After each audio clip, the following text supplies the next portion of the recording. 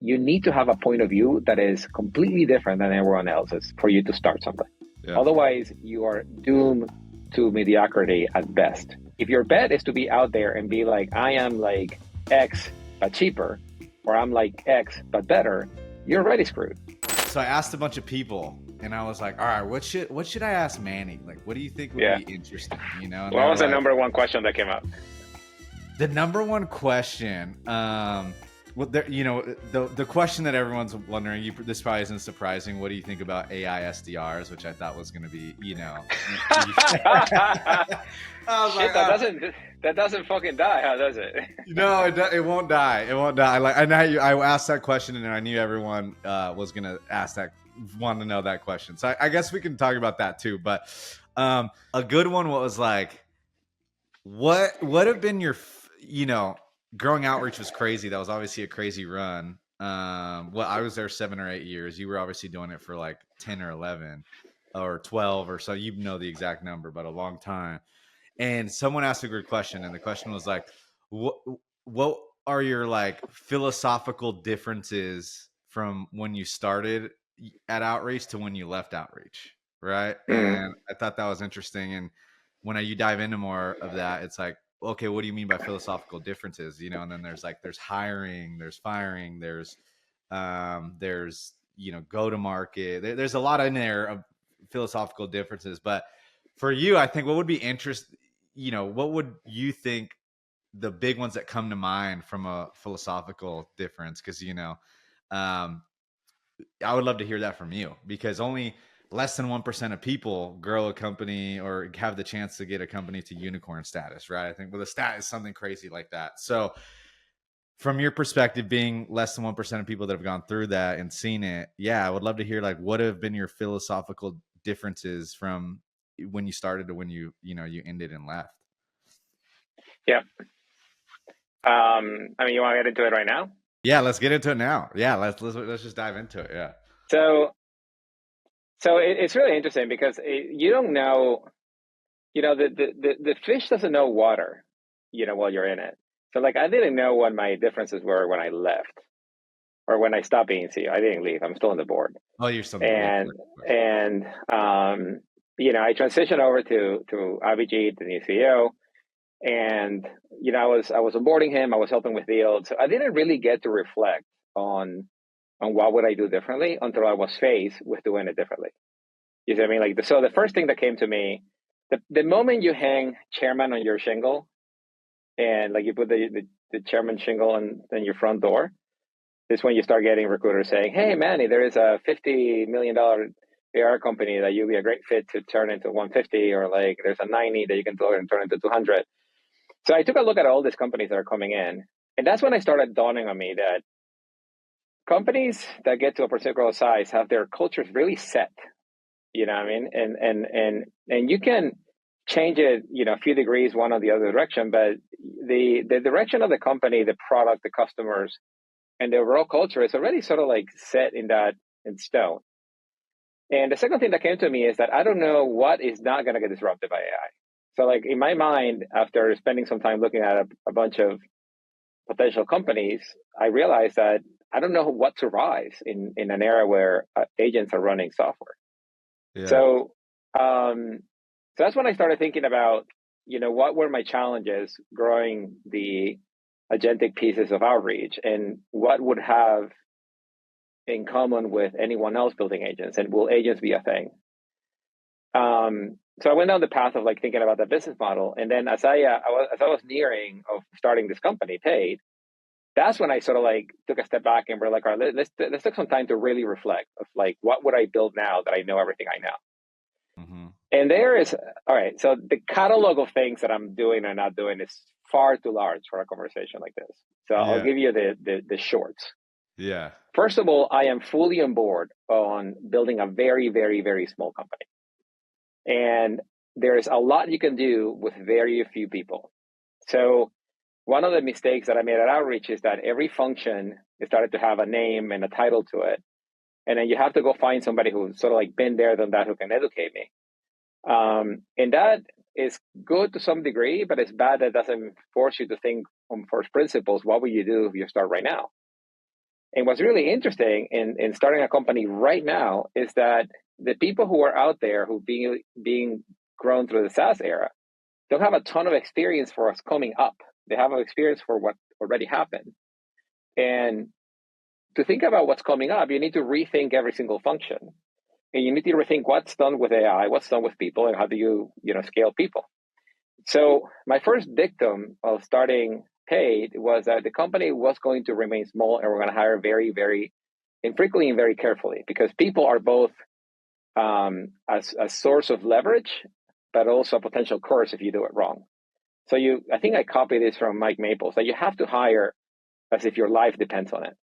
And that's what I do. I hire as if my life depends on it. So I drag my feet forever on any hire, because I need to sleep on it. I need everybody to sleep on it. I need to see that person several times. I need to cut this several times. I need to hear from others who have worked with them. And even then, I try to start everybody in some kind of like contract or probation, so that to make sure that there's a real good fit. I also believe that you can rent expertise.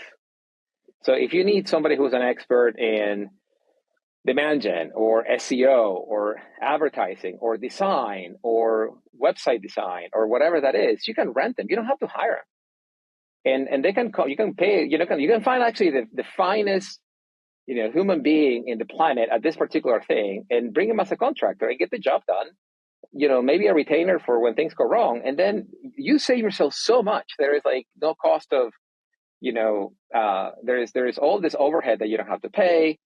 You can part ways with that person without a ton of drama. You can just say, look, it's not you, it's me, and you're done, right? So and so what does is that it keeps this team that is really bought in. So you sort of like prevent from having to see that hiring somebody that is really good in the interview, and then turns out to be just a gunslinger that is here to get paid, and even though their name is Paid, that is just here to like make a buck and leave, as opposed to like build an enduring franchise, which is what we're here to do. So I'm a lot more careful with hiring, and a lot more skeptical of experience.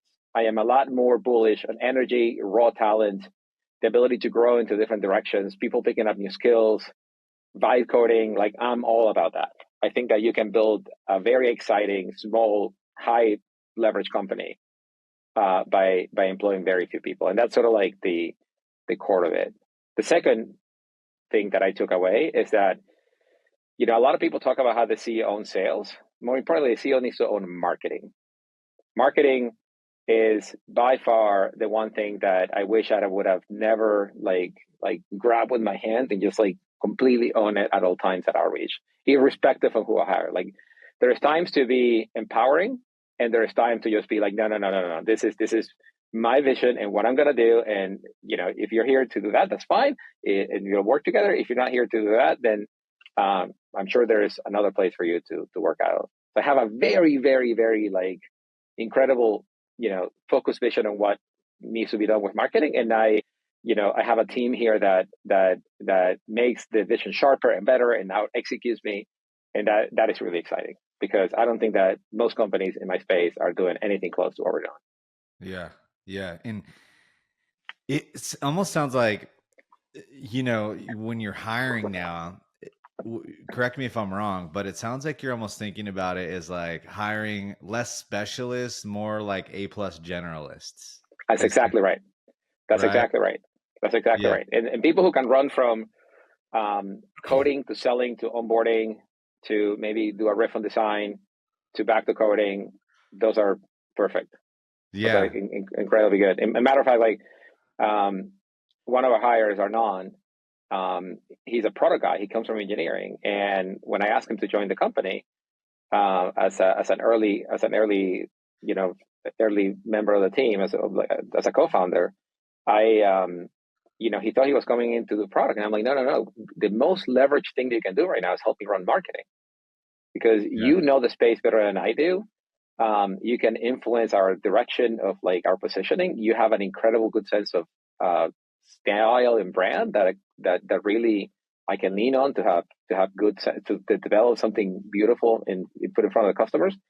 And that wasn't his bag. Like he hasn't done, this level of marketing before, but he's killing it right now. And so this type of A plus generalists who are just eager to run in one direction and learn and think it through from first principles, I think is what everyone needs in this changing environment. Yeah.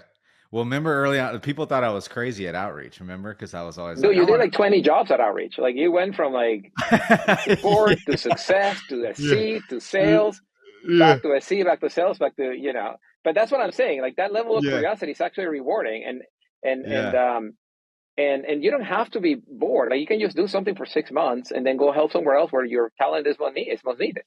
Like Yeah. it doesn't need to be ossified, and that's kind of the beauty of growing something really fast. Because then, you being there with fresh eyes, forces to move a lot of the stuff that we're doing manually to code or to AI. Yeah. And when you have the real constraint of people, then you force yourself to scale by using AI or code. Mm-hmm. Mm-hmm. Yeah. And I've been thinking there's a good book on that, which is what's the book where he talks about like the range, right? Have you read that book yet? I Where love he that book. I read it like 5 years ago. Yeah, yeah. Yeah, it's such a good book where he talks about that, and it's really a parenting book, like in disguise, is what I say, right? Because it's it's supposed to be about like how generalists are going to rule the world, but really it's a lot of like parenting stuff, like letting kids follow their curiosity and all that, which I thought was like super interesting. So my buddies that are having kids, when they ask, I'm like, you want to read a parenting book, read this book.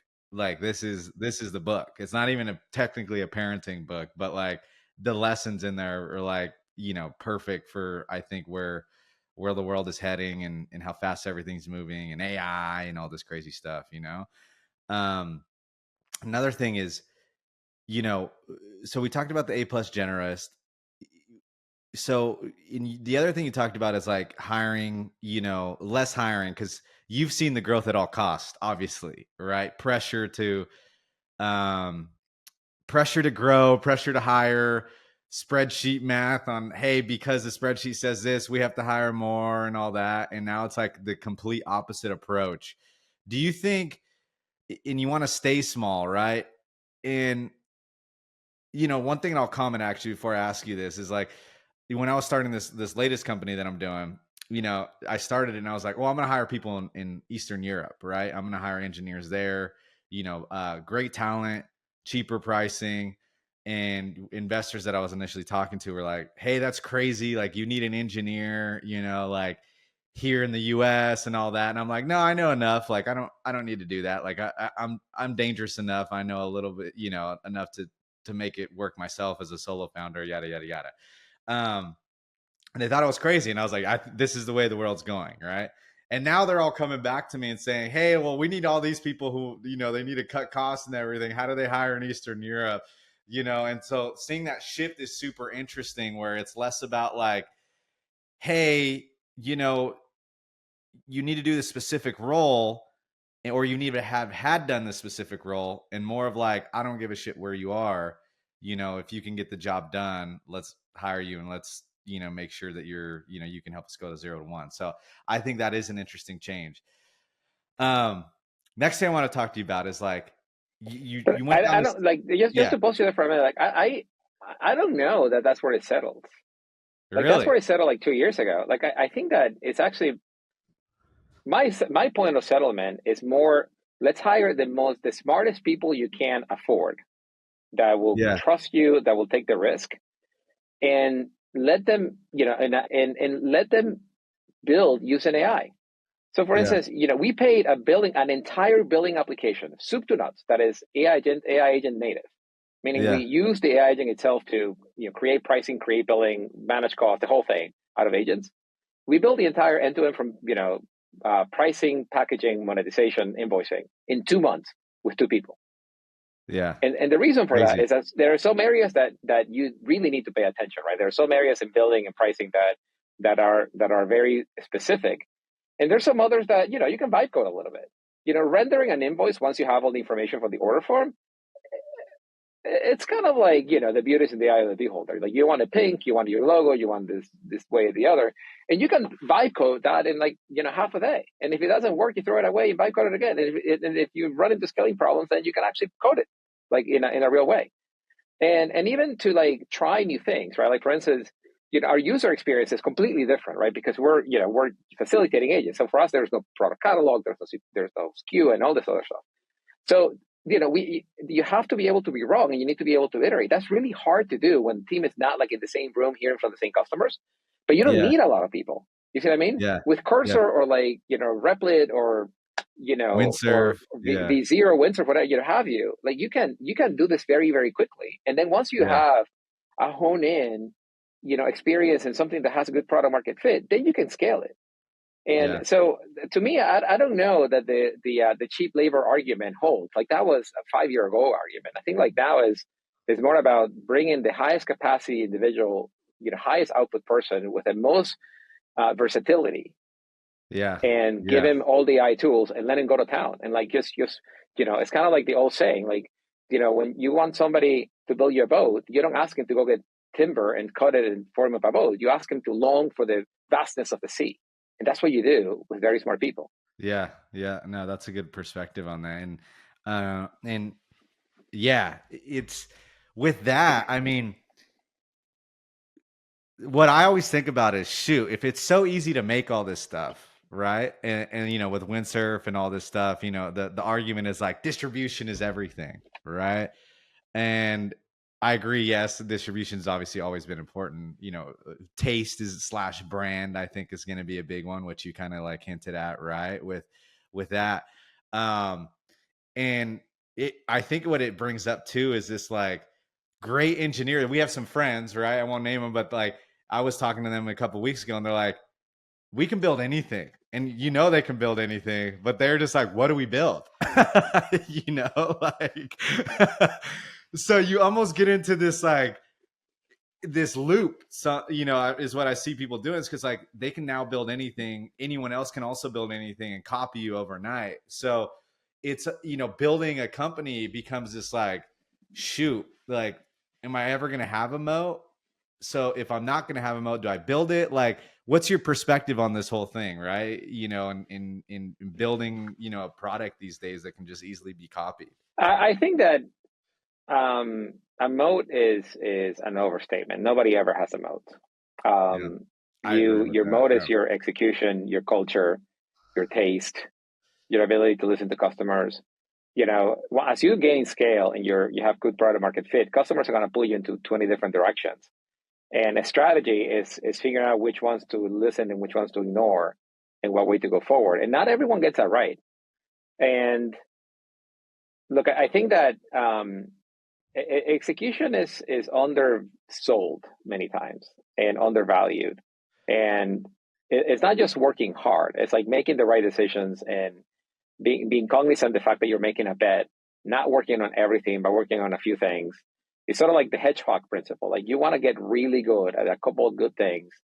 You Yeah. want to make sure that you find your minimal viable audience, like not even minimum viable product, but you find a minimum viable market, and that you are insanely maniacal about this small group of people that really love what you do, and then take it from there. I feel like we get ourselves too caught up into like, oh, big TAMs, large companies, enterprise deals, and it doesn't need to be that way. I was talking to an investor not too long ago that when I told him what we did at Pay, the guy was like, I've been looking for a fast boiled company for like the last 2 years, and you're the first ones to walk into my office. And I never heard that before. And I never heard that before in SaaS, where people were like, if you're not going enterprise, you don't know what you're doing. Like now Yeah. people just want to see from zero to something quick, because that is the fastest way to determine that you have fit. You know what I mean? And there is a viable Yeah. potential market for you out there. And then you can lay your execution on top of that. So I don't know that the mode really matters. I think your customers, the perception of your customers, and the brand value that you build is what really matters. Like what zip code do you occupy in people's heads, Yeah. and you live in it. Yeah, yeah, that's a good point. I mean, we recently were like, we've got a couple like enterprise customers, and I sat down, and then we have all all over the board, and then SMB customers as well. And I was like, we got to pick one, man.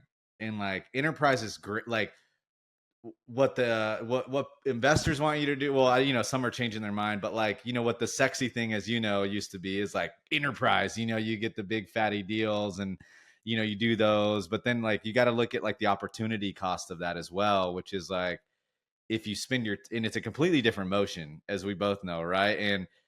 And if you spend your time there, it's slower. It's, all the piece, there's just, you need implementation teams, you need security, crazy stuff. You need all the bells and whistles. And it's almost like, for us, I had to sit down and say like, all right, we have to pick one. And like, we're not even going to try and talk to these enterprise anymore. We're going to focus and try and build more of the high velocity engine on the lower end of the market.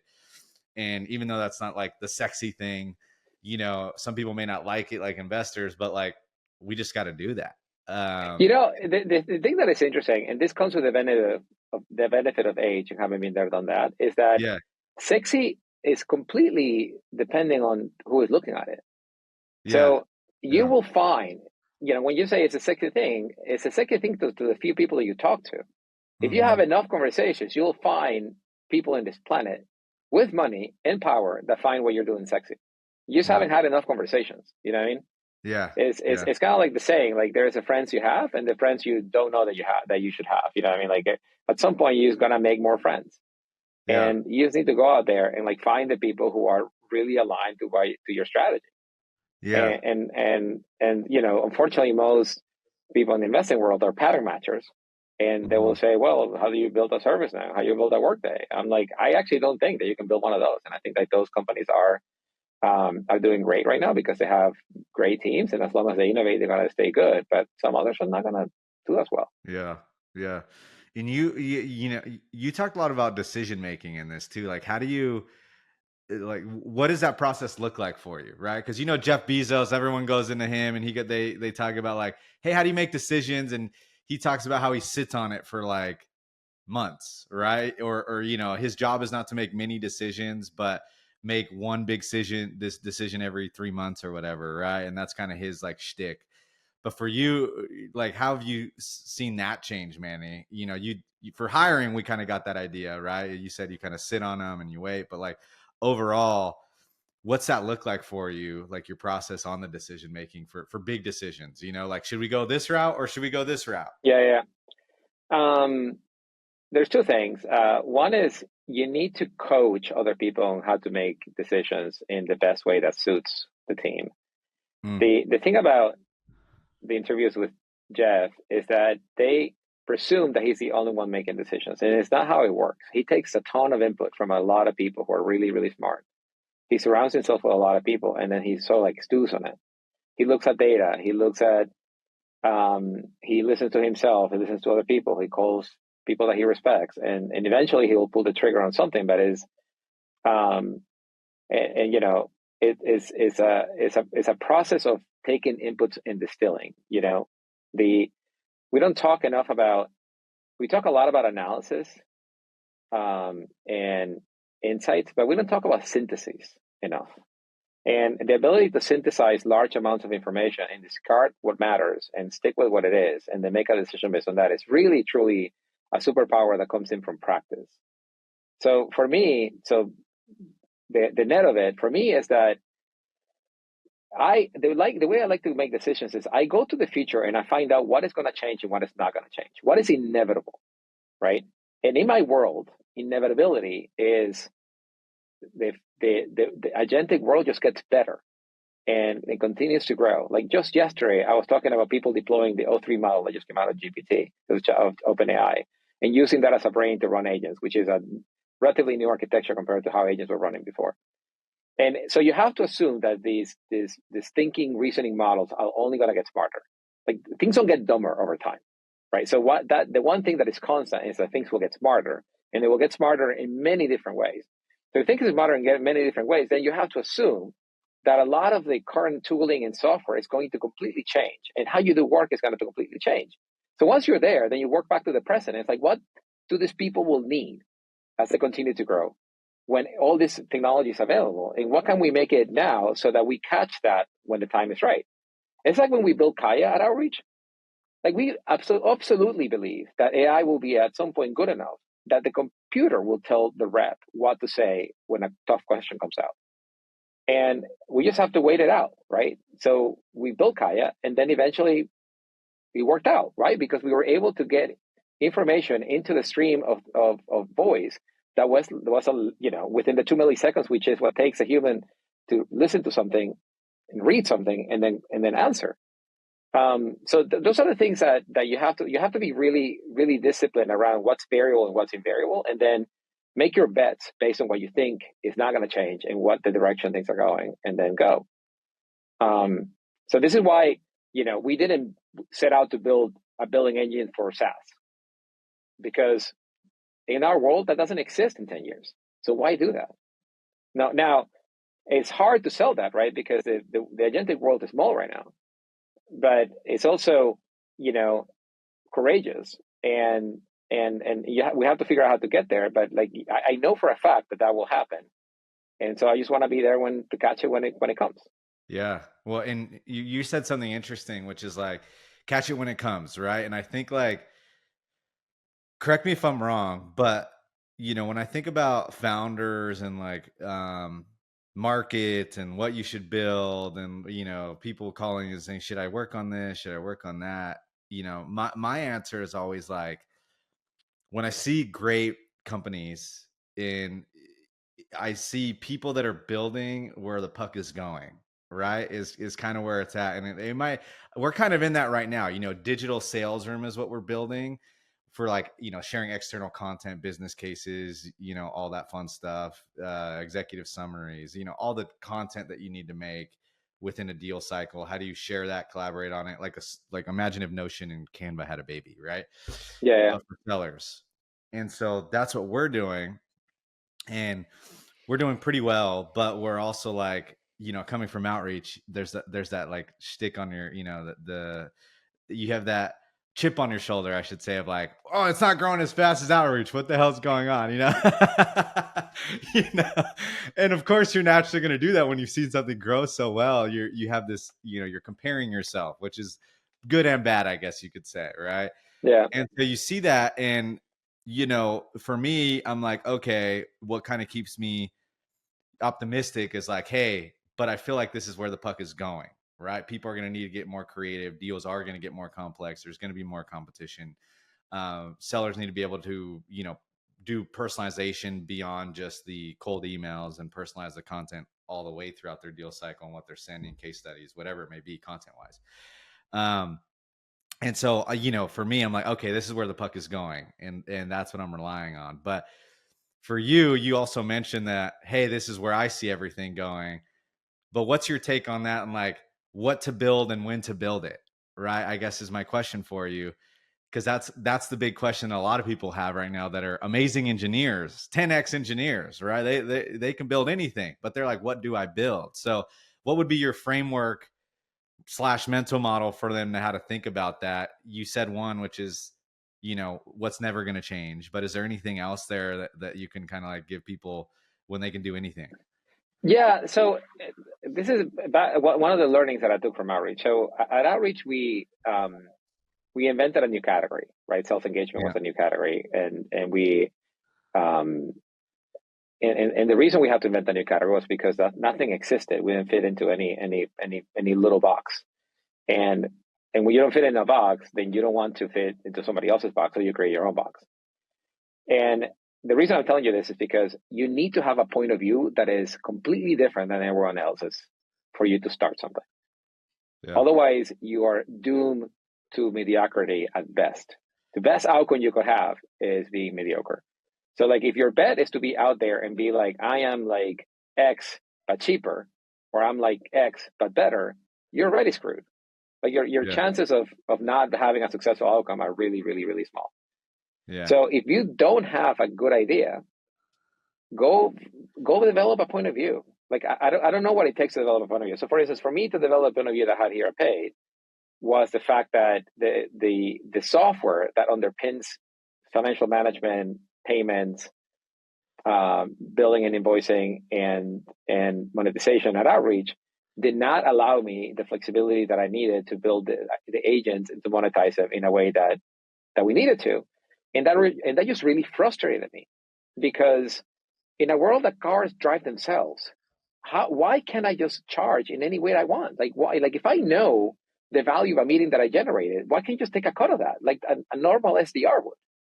And Yeah. like that just bugged me. And like it never let me go. And I just turned around. Like I was like a crazy person here in London, like walking around, muttering to myself, talking to the pigeons, so mad because Mm-hmm. like this problem is not solved. Until one day I decided to just go solve it myself. And I wrote it up and talked to people. So you as a founder, as an early engineer, as an early innovator, you have to develop a point of view that is uniquely yours, where you have an insight that is kind of yours. The funny thing is that when you have that insight, you have to assume that the rest of the world had the same idea at the same time. But you need to believe that when you call people and you like tell them your insight, people will be like, "Yeah, I never heard of that before. That's interesting. Tell me more." If you Yeah. don't get that, if you get into like, "Oh, you're like X but Y," or like you're like Z but better, then it's not good enough. Like it has to be different. It has to be controversial. If you don't get at least 70% of the people that tell you that you're crazy and this will never work, you're not heading in the right direction. Yeah. So when I was building Paid, I went to a couple of VCs here in London, and they all told me, "Oh, this is metering. This problem is solved. This is not interesting." And I said, "It's not metering, because metering is the counting of commodity events, right? Counting tokens, counting memory, counting cycle CPUs, etc. Like that's metering." But an agent performs high-end activities. An agent does a lot of thinking, and their activities are very expensive. O3 is like 6 times more expensive than the next model down. So these Yeah. are expensive stuff. And if you don't capture the value of it correctly, if you don't understand what it's doing and the value that it's delivering to your customer, you're going to price it wrong and you're going to lose money. And Yeah. people didn't believe that was true. And I'm like, all right, that's cool. And I'm a one-time founder, at least. So like I can just say, you're wrong, and that's okay. And I'll walk away. I'll find somebody who agrees with me. It turns out, two-thirds of the VC investment world agrees with me. And Yeah. that makes it easier. But Yeah. there will be people who disagree with you, and they need to be a lot of it for you to have an insight that is worth pursuing. Yeah. Yeah. Mentally, that's tough though, right? Like if you're not if you almost need to have reps in that because for me, I'm a people pleaser. A lot of people are people pleasers, right? And you almost like when you have a point of view that's against most people, you almost feel like you're like on an island a little bit, at least initially. And until everyone, what's that quote? Like the first they think you're crazy and then they agree with you and then They ignore you. then they ignore you, right? And it's kind of like it is almost like that. But it's almost like the path to being different, right? Or building something great. Like it's almost like, yeah, the path to it, or you kind of have to put in your time in that section of, or in that mindset, right? before it works, and you almost Yeah. have to like know that's part of the process. um but it's very hard, I will say, like that's because you want people to be like, that's a great idea, that's the best thing ever, and you want everyone to do But that. but see, that's the thing, is that all you need is like one person to tell you that that's a great idea, that's the best thing ever. Like if everybody tells you this is stupid, then you're screwed. But if Yeah. you find 2 or 3 people who say like this is a great idea, that is your market. You see what I mean? Yeah. So what you need Yeah. is a minimum viable audience that allows you to then get some commonalities and then go build something for them. You don't build for large markets. Like this is the common mistake from many entrepreneurs, is that you immediately go look for large markets that are so like there and they're easy to tap into, where you can come in and say like I'm better than blah, or like I'm smarter than Z, or like it's X with AI, and then go for that. And that's just, I don't know. I mean, frankly, that's just boring. Like Yeah. I'm like, I'm 50 years old, so like, yeah, I have the half part of my life ahead of me. So like, if I don't work on something exciting, I don't think it's worth doing. Yeah. And Yeah. this gives me the opportunity to work on something really exciting. I think everybody should think about it that way. Like one of the things that Jeff wrote really early in his career was that he came up with Amazon through a regret minimization framework. Like if I don't do something, I regret it later on. Yeah. So if you don't start a company, will you regret it later on? Most likely, yes. Okay, so now you decide you're going to go build a company. Now the question is, what you're going to build, right? So then you have to go and develop a point of view. Now, think about this. Like, this was not a bookseller when he started Amazon, right? He didn't know shit about books. He didn't know shit about selling. Yeah, he didn't know shit. Like, he just said, like, the internet is too big and it's going to blow up and nobody's paying attention to it. And if I don't do Yeah. something in this environment, I'm going to regret it forever. That's a Yeah. great framework, too. Yeah. Yeah. In books, right? It's almost like too, it's like I always, I always think about Liquid Death, the water company, and I'm like, when you think like your idea sucks or whatever, or you get in a bad, just think like Liquid Death. They had a unique POV and they're selling freaking water.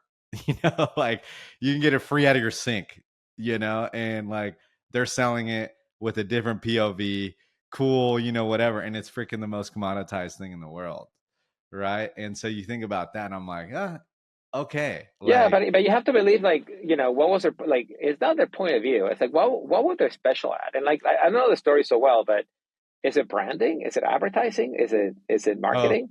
Like, yeah, they, when we pivoted out of group talent into outreach, the reason we pivoted out was because we were not getting traction. And when I look at other companies that were in the recruiting marketplace space, they were brilliant at ad buying. They had a mhm, machine where they knew exactly where to buy the ads, to buy the ad for 25 cents per impression or like 10 cents per impression and turn that into $1 worth of business. And they yeah, got that game dialed. All of them did because they're marketplaces. You can buy traffic that is too expensive. So you have to know how to do it at scale. And we had no idea what we were doing in the ad buying business. That's when I yeah, realized that this is A, not a great place for us.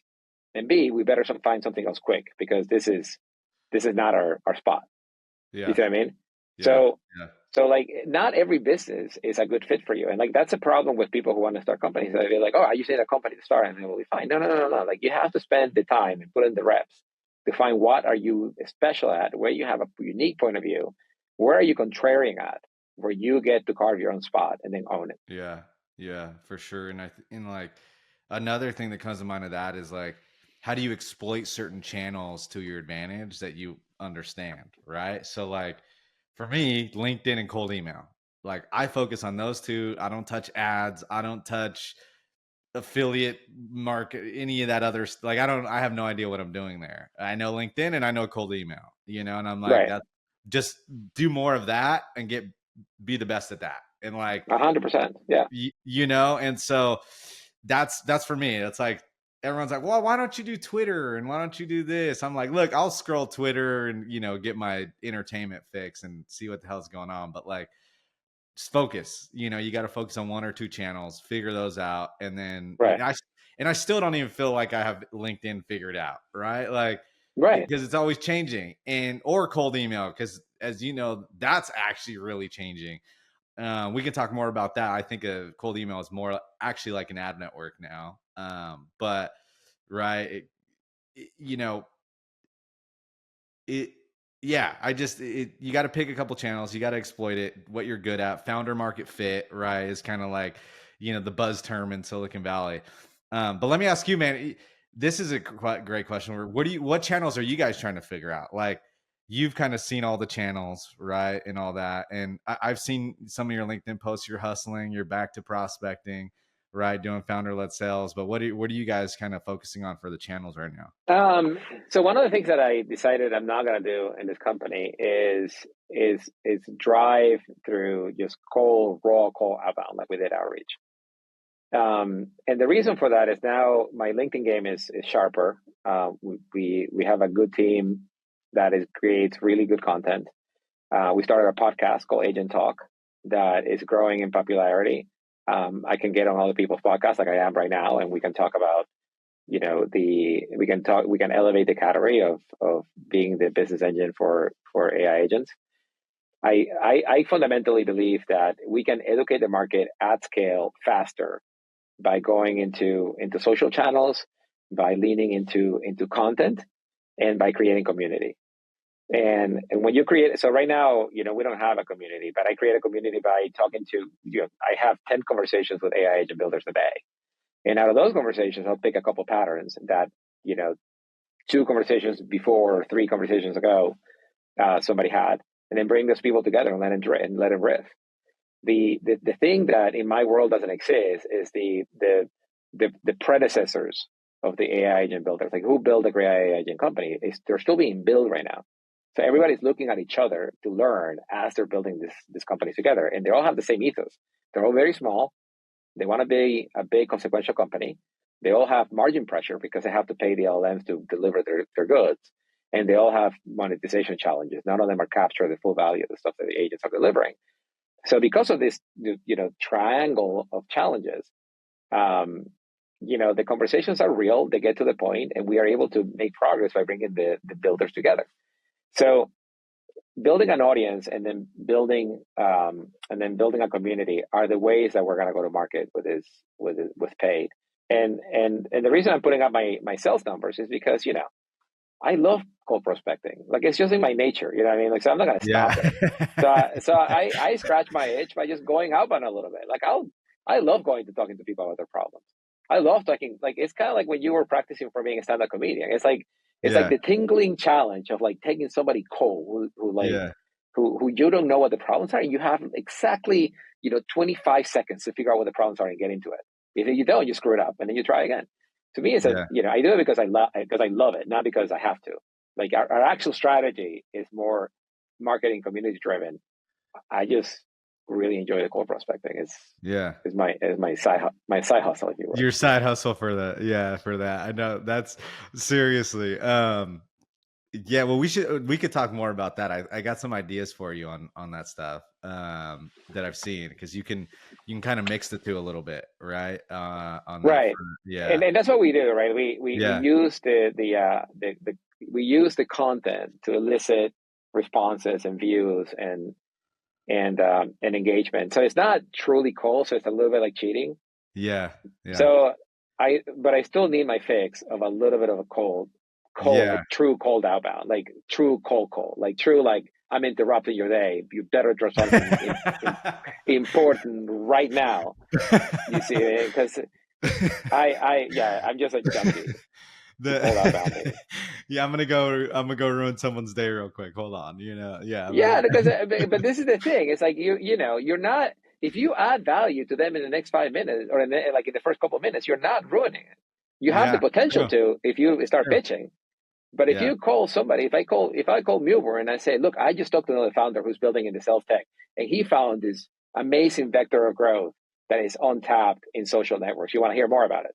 Yeah. And he's like, well, I don't have time. It's like, of course you don't have time because you're busy. So let's get some time tomorrow. Let's get 15 minutes tomorrow so I can walk you through it so you don't have to miss it. Boom. I just got you. Yeah. It doesn't take that long. It just needs for me to care. You see what I mean?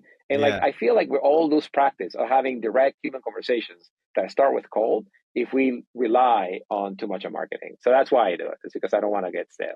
Yeah. Stay. You got to keep the edge. Keep the edge 100%. going.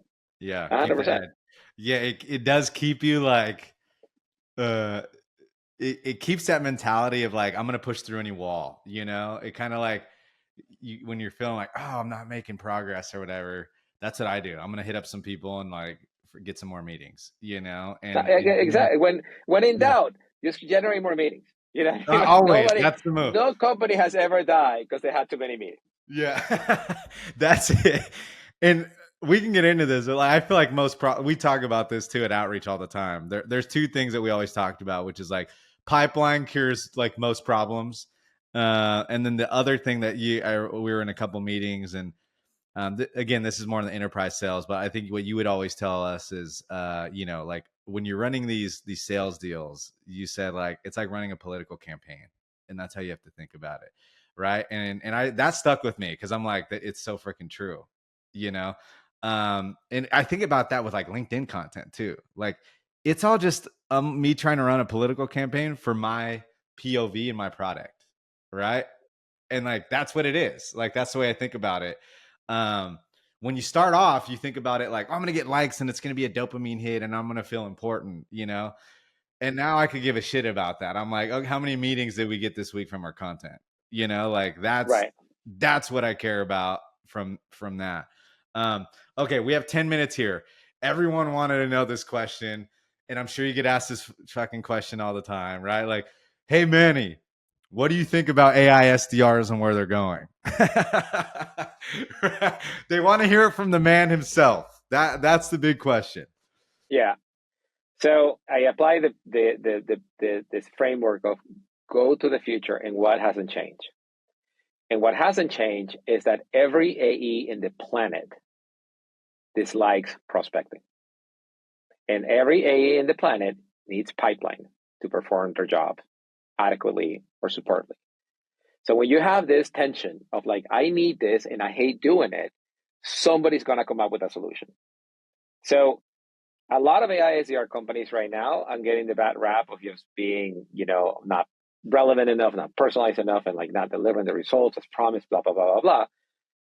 And my thinking is they're all not there yet.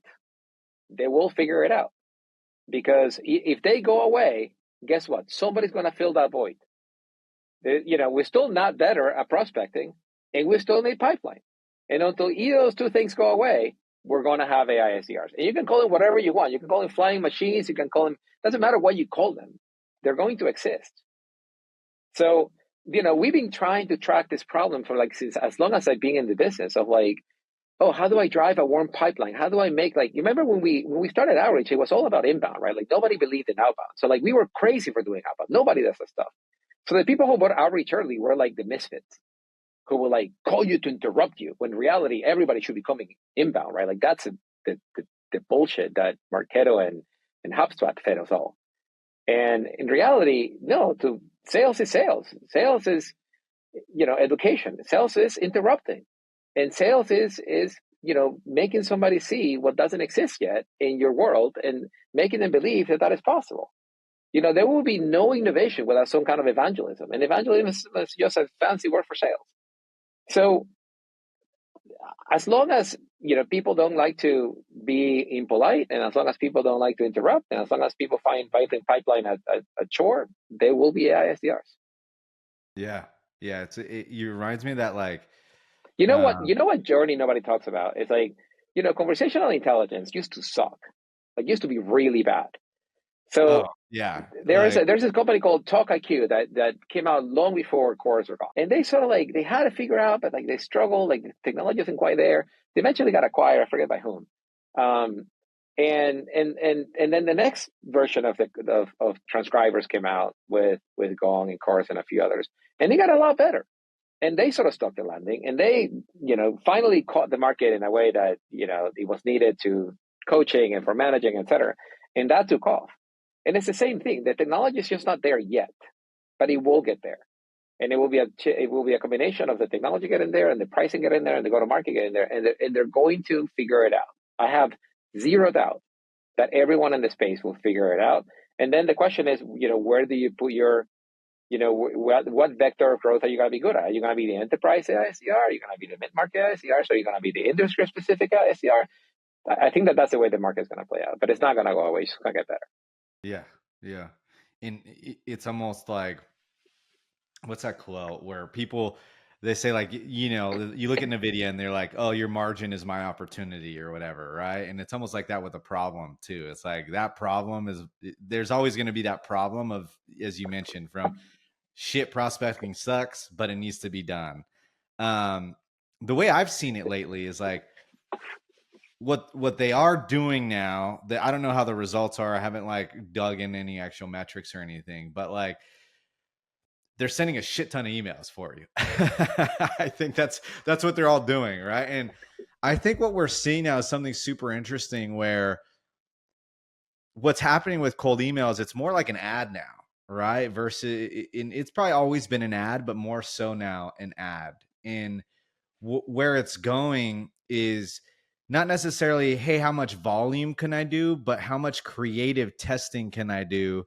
And then once I figure out what email hits, what messaging hits, then scale that and send that to more prospects, right? And I think this is my opinion on it, right? Is right now they're kind of doing like, hey, we're just going to automate it and kind of just send send personalization, right? But what I actually think is going to be the keys, like if you've ever ran Facebook ads or whatever, right? I'm not a crazy ad buyer, but I looked at it for hours, just like, okay, let me play around with this and see. And it, like, from a first principles perspective, what I found is it comes down to creative, having a good creative, right? That's what makes Yeah. people click. That's what sells the click. And then you look at cold email and you're like, this is exactly what the same thing. You're trying to interrupt someone's day. What's going to capture their attention to do that? And for me, I think there's not what's underrated is the creative messaging testing and the system behind how do you do that in a way? And we kind of did that at Outreach, right? With A/B testing, and you can kind of do it and it does it itself, right? But like true, like, okay, you should do just test subject line first, see which one works, then test first line. Because if you're testing 4 different things at a time, we all know that's not, you don't actually freaking know what's going to be the best thing, right? Because there's too Yeah. many variables. So I think that's underrated in actually a lot of this. And not enough people are doing that, but I'd like to get your thoughts on it, right? Because Yeah, that's kind nobody's of, doing it, and nobody's yeah, doing it. And so the interesting thing with written communication is that everybody has an opinion. So when you yeah, ask, everybody says, "Oh, it's not personalized enough." And when you ask somebody, well, like, what personalization mean? And people will you get different answers all the time, right? Like people will be like, "Oh, they thought about you," or like, if you get an email saying, "Hey, Andrew, I see that you're Mexican heritage. I like tacos too. You want to talk to me?" I'm like, "No, that is irrelevant to me." Like, and even a little bit racist. What the hell? Like, no. yeah, Like, yeah, you see what I mean? And like yeah, that's where it's at right now. That's where the ball is being played. And I think that that's the dumbest thing. So there's two things that will rule the roost. Number one is relevance. And relevance is really hard because relevance is time dependent and it's a little bit of black boxing. So if something is relevant to you tomorrow, that is not relevant to you 2 days ago. And to really hit the relevance piece, it requires just A/B testing. There's no way to find out what's in your head unless I look at a bunch of you and find out what's in everybody's head. And that's called the yeah, zeitgeist. And that's when you get to like something that is closely to relevance. And that's that. I mean, Mark talks about that. Mark Kosovo talks about that all the time, yeah, right? How do you yeah. create a relevance engine? And I think that's really, really, really sharp. And I'm about to drop here last second the number one thing that works in cold email that nobody's doing. You ready for that? I'm ready. I'm ready. Let's hear it. Humor. Tell a Yes. joke. That Yeah. gets 100% replies. That was our secret when we started Outreach. That when we built Outreach, Outreach was originally two pieces: was the workflow for reaching out to people and the personalization engine. The personalization engine was actual people writing the emails. So we Mm-hmm. had this little marketplace of writers coming in and writing the email, and the ones that performed the highest were comedians, Yeah. and Mm-hmm. they get paid a lot because all their emails were replied. So Yeah. that is Yeah. how you get. If you want to land in somebody's inbox and get read, say something interesting and funny. The Yeah. second most important thing to do is be relevant, and that's really hard. That's really hard to do at scale. But Yeah. jokes are easy. Yeah. Jokes are, it's fun. You say that all my cold email campaigns right now, they've got, I, I know we're doing it right because I get some people that say, "Hey, this is so unprofessional. Why would you say that in a cold email?"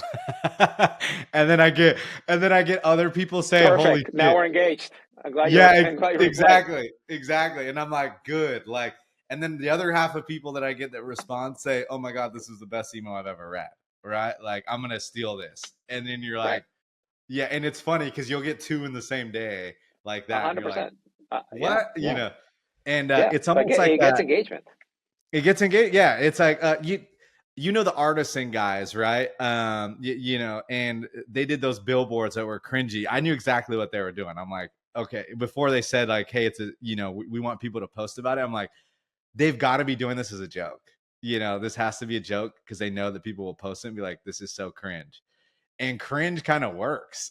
Cringe and like humor, right? And so Yeah. because people are like, this is stop hiring humans, like it invokes an emotion, and I think like I'll build on what you said is the humor is like evoking an emotion, right? Which is the tail, in comedy, that's all it is, right? It's like you piss people off, you make them laugh or make them feel sad. Like, how do you do that in a cold email, right? It's almost the same thing. And they're good at that. And so I saw that. I knew exactly what they were doing. And everyone's like hating on it. I'm like, guys, they're playing chess right now. Like they want you to be posting about this, That's like, awesome. That's awesome. yeah. So Yeah. Yeah. it's pretty fucking amazing that they did that. Yeah. And the fact But that, look, even just right now, we are talking about them. You're about to yeah, publish this podcast, and people will hear about us talking about artisans. yeah, That's free. That's free, baby. That's exactly it's what they exactly, wanted. Whereas yeah, nobody else is talking about the other like 20 AI SDR companies that didn't do that because we're not talking about it. So yeah, anyway, exactly. And so, Andy, yeah, been you so got to good to see head you, out. man.